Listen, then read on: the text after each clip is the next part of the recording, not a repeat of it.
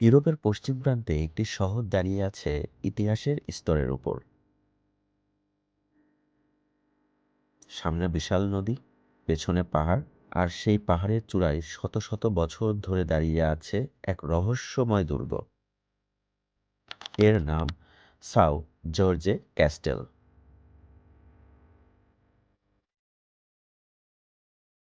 আজকের আধুনিক লিসবন শহরের উপর দাঁড়িয়ে থাকা এই দুর্গ শুধু ইট পাথরের দেয়াল না, এটা যুদ্ধের সাক্ষী, রাজাদের ক্ষমতার প্রতীক, আর পর্তুগালের জন্মের ইতিহাসের অংশ। পর্তুগালের রাজধানী লিসবন শহর ৭টি পাহাড়ের উপর গড়ে উঠেছে। আর সেই পাহাড়গুলোর মধ্যে সবচেয়ে কৌশলগত জায়গায় নির্মাণ করা হয়েছিল সাও জর্জে ক্যাস্টেল। এখান থেকে পুরো শহর দেখা যায়। দেখা যায় বিশাল টাগোস নদী। যে শত্রুই সমুদ্র পথে আসুক, এই দুর্গ থেকে তাদের অনেক দূর থেকেই দেখা যেত। হাজার হাজার বছর আগ থেকেই এই জায়গায় ছিল সামরিকভাবে অত্যন্ত গুরুত্বপূর্ণ।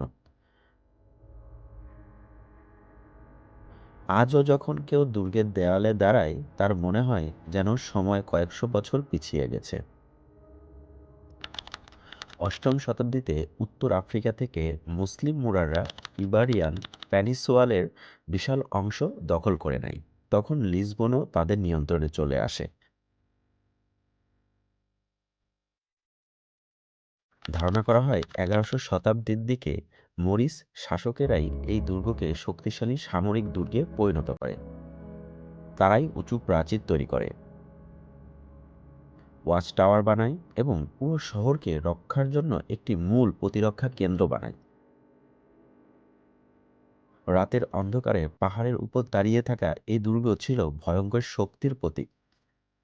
শত্রুরা জানত এই দুর্গ ভাঙা সহজ নয়।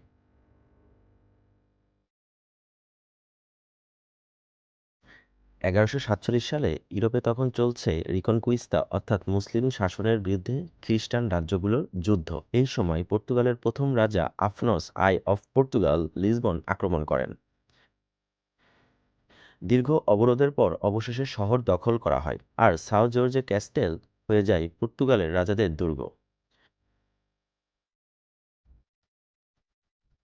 এরপর এখান থেকেই বহু গুরুত্বপূর্ণ রাজনৈতিক সিদ্ধান্ত নেওয়া হয়।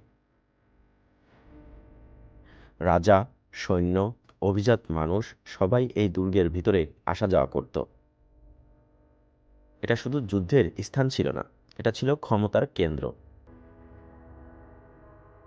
সময় বদলাতে থাকে। পর্তুগাল ধীরে ধীরে ইউরোপের অন্যতম শক্তিশালী সামুদ্রিক সাম্রাজ্যে পরিণত হয়। তাদের জাহাজ পৃথিবীর বিভিন্ন দেশে পৌঁছে যায়। ব্রাজিল, আফ্রিকা, ইন্ডিয়া সব জায়গায় ছড়িয়ে পড়ে পর্তুগিজ আম্পায়ারের প্রভাব। আর লিসবন হয়ে ওঠে ধন সম্পদে ভরা এক ব্যস্ত বন্দর শহর। সাও জর্জে ক্যাস্টেল তখন শুধু দুর্গ না, এটি ছিল সাম্রাজ্যের প্রতীক। কিন্তু ইতিহাসে কোনো শক্তি চিরস্থায়ী নয়। ১৭৫৫ সালে লিসবন শহরে ভয়াবহ ভূমিকম্প আঘাত হানে। এটি ছিল ইউরোপের ইতিহাসে অন্যতম ভয়ঙ্কর ভূমিকম্প।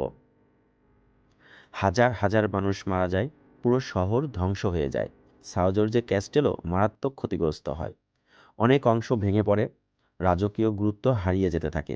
একসময় যে দুর্গে রাজাদের পদচারণা ছিল, সেটা ধীরে ধীরে পরিণত হয় ইতিহাসের নিঃশব্দ ধ্বংসাবশেষ। আজ সাও জর্জে ক্যাস্টেল আর যুদ্ধের দুর্গ না, এটি এখন লিসবনের সবচেয়ে জনপ্রিয় ঐতিহাসিক স্থানগুলোর মধ্যে একটি। প্রতিদিন হাজার হাজার পর্যটক এখানে আসে। কেউ আসে ইতিহাস দেখতে, কেউ আসে লিসবনের অসাধারণ দৃশ্য দেখতে, আর কেউ আসে শুধু অনুভব করতে কেমন ছিল কয়েকশো বছর আগের ইউরোপ। সূর্য যখন তাগোস নদীর উপরে ডুবে যায়, দুর্গের দেওয়ালগুলো তখন যেন পুরনো ইতিহাসের গল্প বলে। সময় বদলায়, রাজা বদলায়, সাম্রাজ্য হারিয়ে যায়, কিন্তু ইতিহাস ইতিহাস থেকে যায়। আর লিসবন শহরের পাহাড়ের উপর দাঁড়িয়ে থাকা সাও জর্জে ক্যাস্টেল আজও মনে করিয়ে দেয়, একসময় এখান থেকেই শুরু হয়েছিল এক সাম্রাজ্যের গল্প।